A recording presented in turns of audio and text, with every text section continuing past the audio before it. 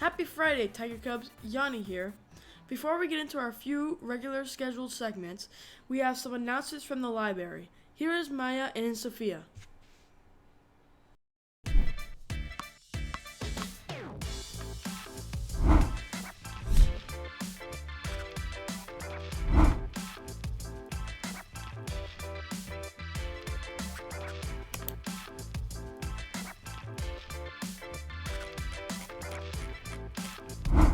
Audiobooks are cool, even though you're back in school now already, or some of you are.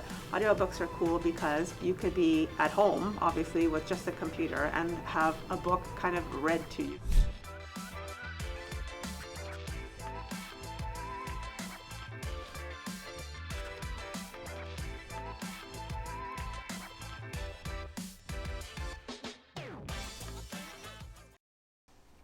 Today we've got the first video in a new series called Tech Talks. The first episode explores the world of 3D modeling with yours truly, me.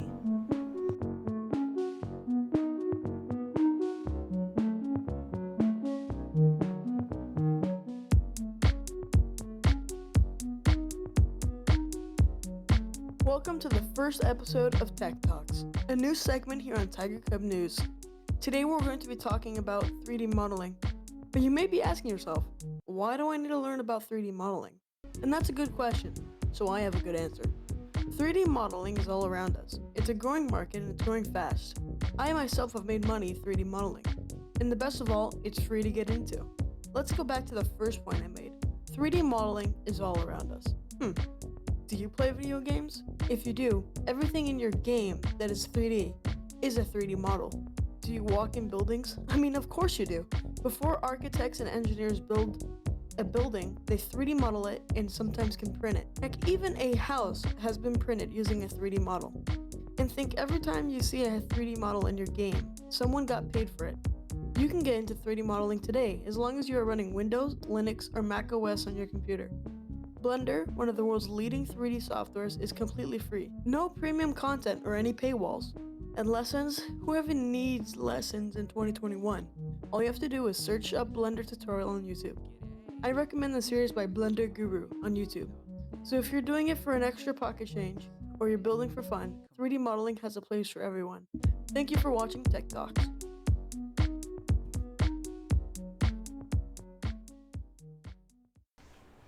With anybody who's been in the South Pasadena community for long, you would know the South Pasadena Unified School District building in the middle of South Pass.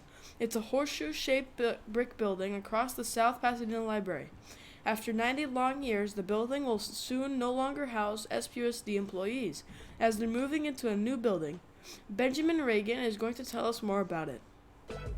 The South Pasadena Unified School District offices are moving from their current location at 1020 El Centro Street across the road to 1100 El Centro Street.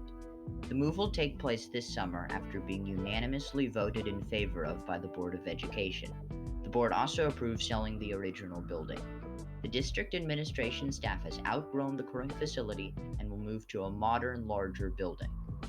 The office was built by Norman Foote Marsh in 1928, though it originally was an elementary school. Marsh also built the War Memorial Building and the South Pasadena Library. Architecturally, it features a brick exterior, arches, and a school bell from the first school built in 1889. It was a tradition for graduating students to strike the bell as they walked out. The school closed down in 1979, sending all students to the Lincoln School, which was later renamed Arroyo Vista. Since 1980, it has been the center of South Pass education. SPUSD is leaving behind a significant South Pasadena landmark, and we hope it will be preserved.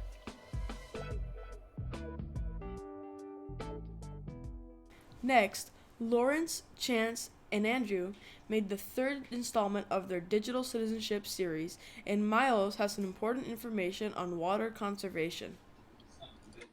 Hello, Tiger Cubs. This is Lawrence from Tiger Cub News. As usual, we are going to go over different topics related to digital citizenship with an explanation. Last week, we went over digital communication and literacy. This week, we are introducing two more topics. For those that are not familiar with what digital citizenship is your identity on the internet. This does not include your accounts on social media, including Facebook, Google, and Snapchat. It is your status on the internet no matter how often you go on it. It is what you're doing on the internet. We will be going over digital law and digital etiquette. Digital law. Digital law is a rule or rule system conducting punishments or rewards depending on the actions you are doing while being on the internet. Maybe you posted something copyrighted on YouTube and monetized that video. That video will most likely be demonetized by YouTube. Next up, digital etiquette. Digital etiquette is the standards of politeness or conduct while being on the internet. Digital etiquette is important because following rules is always important wherever you go, even on the internet. Digital law will come for you if you break your digital etiquette. That's it for this week. More information about digital citizenship next week. California is heading into one of the worst drought seasons in recorded history, so it is a priority to save water in a variety of ways. Droughts can cause serious water shortages in the future, as well as natural disasters such as wildfires and landslides. Saving water is a vital step to prevent these problems. Here are 7 of the best ways to save water. Number 1. Make sure to turn off sinks and taps tightly to prevent a water drip. Number 2. When using a dishwasher or washer, make sure to only run full loads. Number 3. Use a short cycle when washing clothes in the washer. Number 4. Water your lawn every 3 to 5 days. Number 5. Only water your lawn on the cool parts of the days, such as dusk or dawn. Do not water your lawn on a windy day. Number 6. Take shorter showers or baths. Number 7. Install drought-resistant plants in your gardens and lawns. By following these 7 steps, you can do your part in helping the environment and other people. Thank you, Tiger Cubs. Before we get into the news, we've got Aiden and Jack's science segment. We'll let them tell you about what's happening in the world today.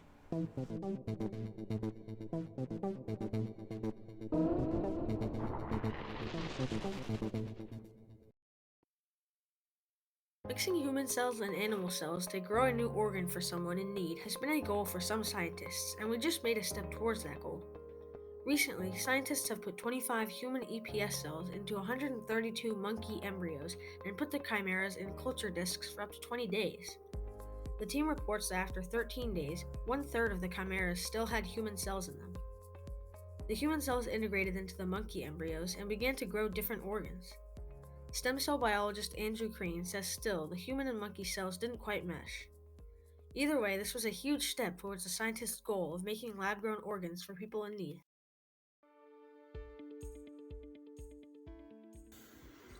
Hello everyone, welcome to this week's News Minute. We have 2 stories for you today. Derek Chauvin, the former Minneapolis police officer who killed George Floyd, sparking national protest, has been found guilty of second-degree murder, third-degree murder, and second-degree manslaughter after a 3-week trial. His sentencing will be read in 8 weeks. He faces up to 75 years in prison, although he may receive less time with no criminal history. A 15-year-old girl was shot and killed by Columbus police around the time Derek Chauvin's conviction had been read.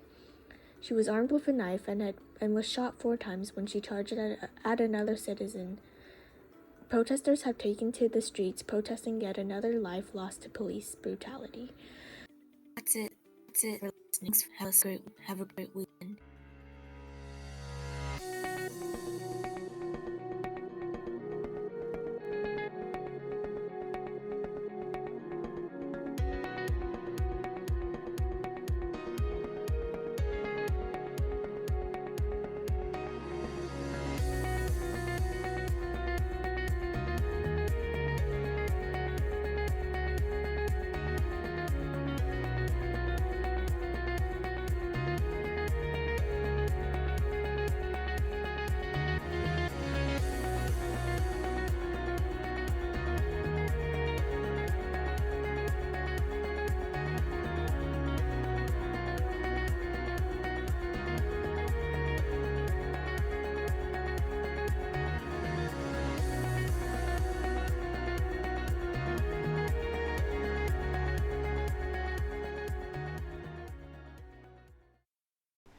That's it for us today. Join us next week to find out more campus events and have a great weekend. Stay classy, South Pass.